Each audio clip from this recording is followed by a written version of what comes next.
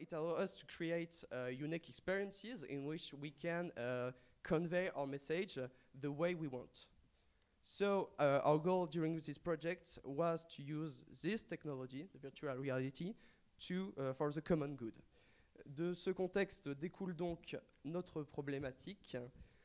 Dans quelle mesure l'utilisation d'une technologie nouvelle comme la réalité virtuelle peut-elle impulser un changement durable et socialement utile des comportements? Nous allons donc commencer cette petite présentation par introduire notre projet en vous projetant notre film d'agence. Oui, tu peux passer ça.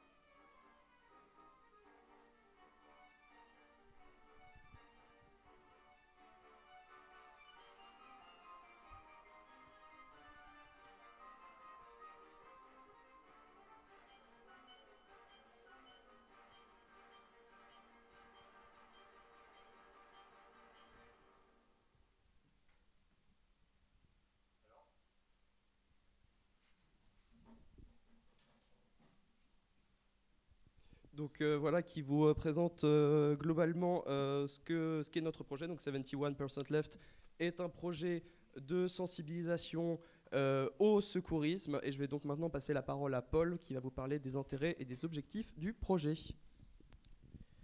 Comme vous l'avez expliqué auparavant, Mathieu, nous avons utilisé la réalité virtuelle pour notre logiciel. Nous pensons que la réalité virtuelle, utiliser la réalité virtuelle dans notre projet est une bonne chose car la réalité virtuelle est le vent en poupe et nos potentiels utilisateurs auraient plus envie d'utiliser notre logiciel grâce à la réalité virtuelle. Aussi, la réalité virtuelle permet une immersion plus grande et cette immersion pourra alors impacter plus facilement l'utilisateur. Et ainsi, on pourra donner notre message qui est il faut avoir un diplôme de secouriste, c'est très important, nous voulons sensibiliser le plus grand monde au secourisme. Donc durant ce projet, nous avons eu 2 défis. Le premier, ça a été de s'approprier l'environnement de réalité virtuelle que nous ne connaissions pas du tout. Et ensuite, c'est de créer un logiciel utile qui permettra de sensibiliser le plus grand nombre au secourisme. Je vais maintenant passer la parole à Adrien Demuth qui va vous présenter l'univers de notre logiciel et ses graphismes. Alors le graphisme dans notre projet possède une place assez importante. Après réflexion, nous avons opté pour un style de modélisation semi-réaliste avec des textures qui provenaient à la fois de matériaux et d'aplats de couleurs créés sur Photoshop. Nous avions donc deux tâches en graphisme, créer les interfaces utilisateurs et les décors 3D. Alors pour les interfaces utilisateurs, l'enjeu c'était d'être le moins intrusif possible en proposant des interfaces textuelles directement intégrées dans nos décors. Donc par exemple, il peut s'agir de boutons intégrés devant une télévision ou bien de hitbox, ces cubes transparents dans les scènes de nos niveaux. Donc tout cela permet de ne pas casser l'immersion du jeu tout en restant assez informatif. Pour l'application mobile, le design était assez différent puisque nous ne voulions pas une immersion mais plutôt un côté information pour l'utilisateur. Donc le design était plutôt épuré. Nous avons repris les couleurs de la charte graphique du bleu et du blanc. ainsi qu'un thème Bootstrap pour l'application en flat design. Donc maintenant, nous allons aborder la partie sonore du projet. Donc, concernant la partie sonore du projet, le son a une importance dans le projet car tout d'abord, grâce à la musique, on peut avoir une meilleure immersion dans le logiciel. Dans notre cas, nous avons choisi une musique légère et paisible car elle permet entre autres de ne pas instaurer une frustration ni de nervosité pour l'expérience de l'utilisateur.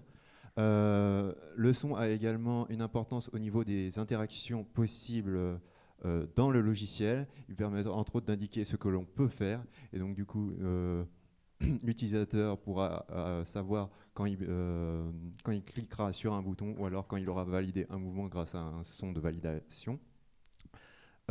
Tous ces sons ont été créés pour le projet et nous avons donc des sons qui diffèrent selon s'il s'agit du logiciel ou de l'application car ils sont propres à chacun de ces logiciels et donc au support utilisé. Donc maintenant nous allons passer à la démonstration. Alors maintenant nous allons, je vous prie de regarder cet écran, nous allons vous montrer une démonstration du logiciel donc en duplex live de la salle VR.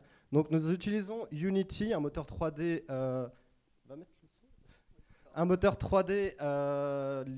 gratuit pour nous étudiants et surtout très puissant.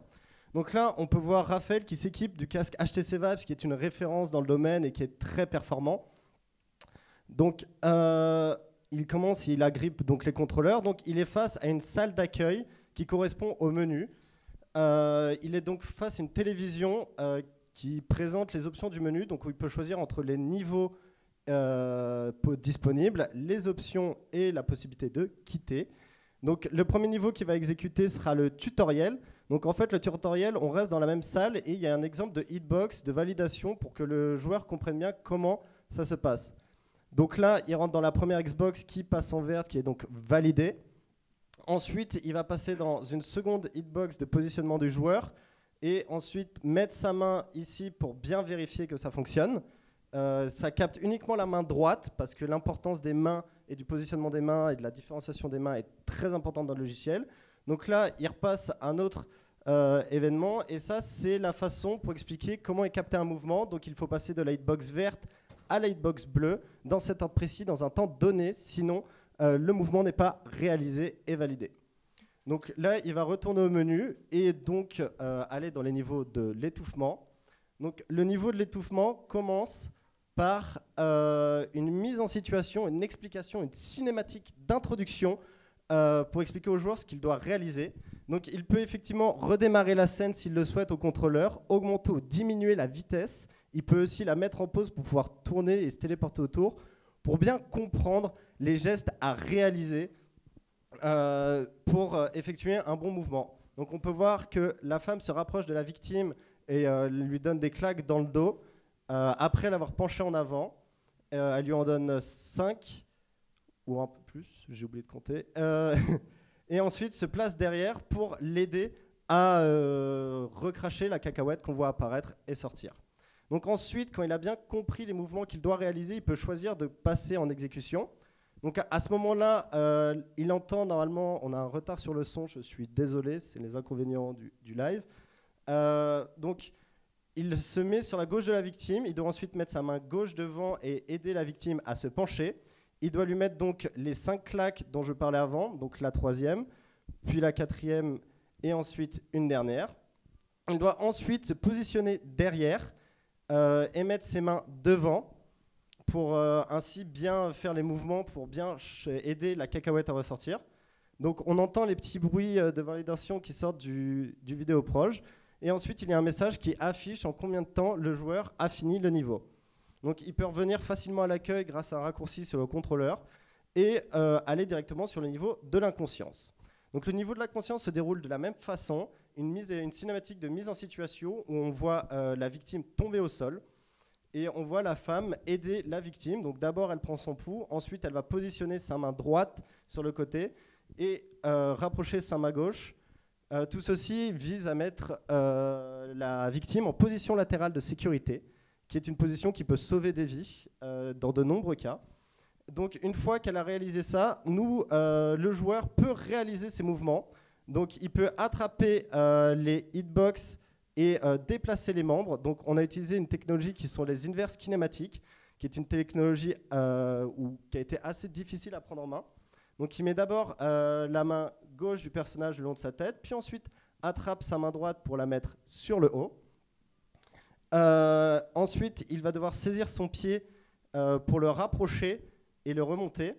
Donc voilà, et ensuite il la met sur le côté de façon à que la personne, il tourne la personne de façon à qu'elle soit bien orientée sur sa droite, et il déploie sa jambe de façon à que voilà, il soit bien en position de sécurité. Donc une fois qu'il a fini le niveau, il peut revenir au menu et ça conclut donc la fin de notre démonstration. Donc je vais maintenant laisser la parole à Mathieu qui va s'occuper de vous présenter l'application mobile. Hop. Donc ça, c'était pour la démonstration de ce qui est la partie principale de notre projet, qui est donc le logiciel en réalité virtuelle. Mais lors de la phase de conception, on s'est dit, ok, la réalité virtuelle, c'est très bien, c'est très sympa, mais c'est quand même très limité dans le temps, dans l'espace, c'est quelque chose de très ponctuel, surtout dans notre cas où on propose quelque chose qui est très dans l'expérience événementielle. Donc on s'est dit, qu'est-ce qu'on peut faire pour la personne qui est dans la queue pour attendre pour tester le logiciel, qu'est-ce qu'on peut faire pour, après avoir tester justement ce logiciel. Et donc on a conçu une petite application mobile, toute simple, toute basique, qui est d'ailleurs disponible sur Google Play si vous possédez un appareil Android. Il suffit de taper 71% left ou 71 left, ça suffit. Et qui contient diverses fonctionnalités que je vais vous détailler tout de suite. Donc on y trouve des quiz qui sont absolument pas des quiz compétitifs où le but est de faire le meilleur score, mais des quiz qui sont là pour apprendre des choses, où là, quand on perd, on a des petites informations sur pourquoi il ne fallait pas faire ça, ou sur qu'est-ce qu'il fallait faire plutôt à la place. On en a 3 qui couvrent les situations couvertes par le logiciel, et donc un de plus. On a quelques statistiques sur justement la réussite à ces quiz, pour savoir où les gens se sont trompés, dans quelle situation. On a également tout à droite quelques petits tutoriels face à certaines situations entre guillemets communes de secourisme, sur comment réagir, sur les bons gestes à avoir. Et nous avons finalement une carte statique qui permet de savoir où tester. C'est une carte où on place des points là où il y a des événements où on peut tester justement notre logiciel. Alors il faut savoir que cette application, donc, comme j'ai dit, c'est quelque chose qui reste assez basique et qui a avant tout été pensé comme un outil de communication qui marche en pair avec le logiciel. Et donc pour déployer cette application et ainsi que notre site de projet, on a eu besoin de mettre en place toute une infrastructure réseau avec des serveurs de virtualisation qui sont situés sur les machines de l'IUT et qui ont permis d'héberger notre site, nos bases de données, nos fichiers PHP. Je vais maintenant passer la parole à Raphaël qui va vous parler de la stratégie de communication. Donc, en termes de communication sur le projet, donc, nous devions répondre à un besoin qui était celui de sensibiliser. Donc, nous devions trouver un support qui serait adapté à notre public. Donc, je vous rappelle qui sont les hommes et les femmes non spécialistes du domaine médical âgés entre 16 ans et 50 ans. Donc, nous devions trouver des supports qui étaient assez adaptés du coup à un public qui était assez diversifié. Donc, pour cela, nous avons principalement fait notre communication autour des réseaux sociaux. Qui sont donc des outils très faciles à prendre en main, qui permettent justement de toucher une grande diversité d'internautes. Donc nous avons créé au début de la phase de conception une page Facebook pour notre agence, sur laquelle nous avons posté régulièrement la présentation des membres de l'agence. On a posté des images par rapport à l'avancée du projet. Et pendant la phase de réalisation, nous avons posté des vidéos, des images pour montrer un petit peu les coulisses de l'agence. Et nous allons pouvoir conclure, je pense, sur cette présentation. Pour conclure, nous avons fait face à de nombreuses difficultés durant ce projet. Tout d'abord, elles ont été techniques. Comme je l'ai dit pendant l'intérêt de notre projet, il a fallu qu'on s'approprie la réalité virtuelle. Ça a été quelque chose d'assez complexe parce qu'on n'avait jamais travaillé dessus auparavant. Et là aussi, ce qui a été le plus dur aussi, ça a été de pouvoir interagir avec les victimes pour pouvoir, par exemple, les mettre en position latérale de sécurité. Et aussi, il y a eu des difficultés par rapport à la gestion de projet où il a fallu travailler régulièrement et de façon efficace pour pouvoir pouvoir rendre notre projet vivant et intéressant. Nous aurions pu faire, par exemple, un nouveau niveau qui serait un niveau par rapport à un accident de voiture. Cela aurait pu permettre de changer d'environnement. Et aussi, nous aurons bien aimé faire un lien entre l'application mobile et le logiciel, mais nous n'avons malheureusement pas eu le temps. Donc, ce projet aura été très enrichissant et nous pensons sincèrement qu'il sera bénéfique pour notre futur. J'espère qu'il vous aura intéressé et nous vous remercions de nous avoir écoutés. Merci.